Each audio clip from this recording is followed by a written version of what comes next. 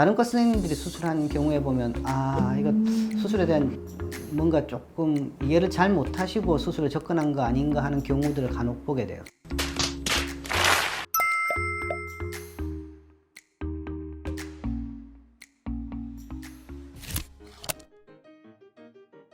자, 어디서 하는 게 맞을까? 이비인후과 선생님들 중에도 손재주 좋으신 분도 있고 또 나름 수술을 잘 하시는 분이 분명히 계실 겁니다. 자, 그렇지만 성형외과 전문의들은 모양에 특화되어 있는 의사들이거든요. 그래서 거기에 대한 많은 고민들을 하고 많은 공부들을 하고 저 같은 경우에 비중격 망곡증 일부를 정리를 하고 나오는 경우들이 생기는데 개수라는 입장에서 보면 간혹 제가 당황스러운 경우들을 보게 되는데 성형외과 선생님들이 수술한 케이스에서는 일정한 패턴들이 보여요. 다른 과 선생님들이 수술한 경우에 보면 이거 수술에 대한 뭔가 조금 이해를 잘 못하시고 수술에 접근한 거 아닌가 하는 경우들을 간혹 보게 돼요.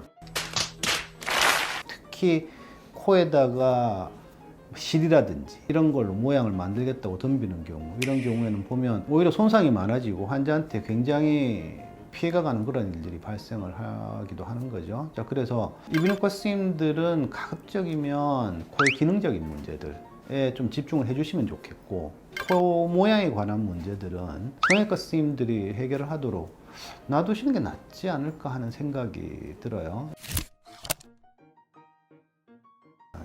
어떤 기능적인 문제들, 그죠? 숨을 쉬는 문제라든지, 그다음에 병변들, 그죠? 암이라든지, 출혈이라든지 여러 가지 그런 문제들. 그런 쪽은 주로 이비인후과 영역에서 많이 다루는 것 같아요. 그다음에 모양에 관련되는 부분은 대부분 성형외과에서. 이제 비염 증상, 시기가 조금 불편하신 분들의 상당 부분이 구조적인 이상에서 많이 발생을 하는 걸로 알고 있고, 구조적인 이상 중에 가장 흔한 거는 비중격 망곡증인데, 성형외과 의사들 중에는 비중격 망곡이 있는 경우 어느 정도 수정을 해놓고 나오는 경우들이 생기는데, 우리가 수술 중에 숨 쉬어보세요 그러면 숨쉬기가 굉장히 편해진 것 같아요, 이런 이야기를 하게 되는 거죠. 그래서 개선이 되는 경우도 있고 개선이 덜 되는 경우도 있어요. 원인이 뭐냐에 따라서. 혹시 코 성형이 잘못돼서 코막힘이 올 수도 있나요? 예, 당연히 그럴 수 있어요. 본질적으로 수술을 한다고 하는 거는 손상을 일으키는 거예요. 멀쩡한 코를 강제로 다치게 만드는 과정을 거치니까 이게 기본적으로 갖고 있는 문제를 수정하는 경우도 있지만 반대되는 경우들이 생긴단 말이에요. 흉살이 들러붙었다, 거기 피가 고여가지고 이게 제대로 해결이 안 됐다, 흉터가 많이 생겼다, 이런 문제들하고 겹치게 되면 수술 전에는 그닥 이렇게 힘들지 않았는데 수술하고 좀 막히는 것 같아요 문제에 부닥칠 가능성도 당연히 존재를 하게 됩니다. 그럴 때는 또 이비인후과 선생님들한테 의뢰도 해보고 또 상의도 하고 하면서 문제를 해결하는 그런 경우도 있죠.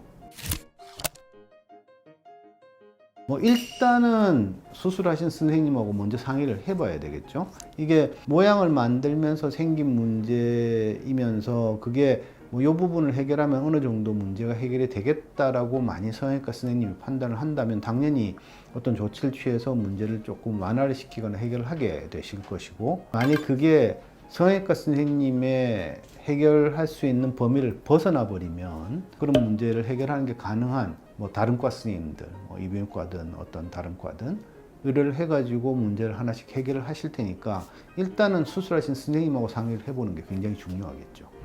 의사 선생님이 결정을 하는 게 아니에요. 그러니까 이걸 해야 돼라는 게 아니고 이런 게 있고 이걸 하면 이런 문제가 생길 수 있고 이걸 하면 이런 이득이 있고 이런 것들을 환자분하고 상의를 하게 되는 거고요.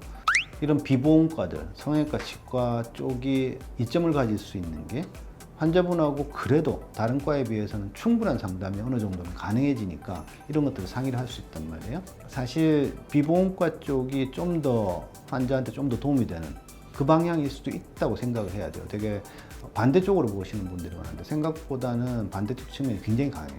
그걸 아마 생각을 해보셔야 될 거예요. 섬세한 벽 박사였습니다.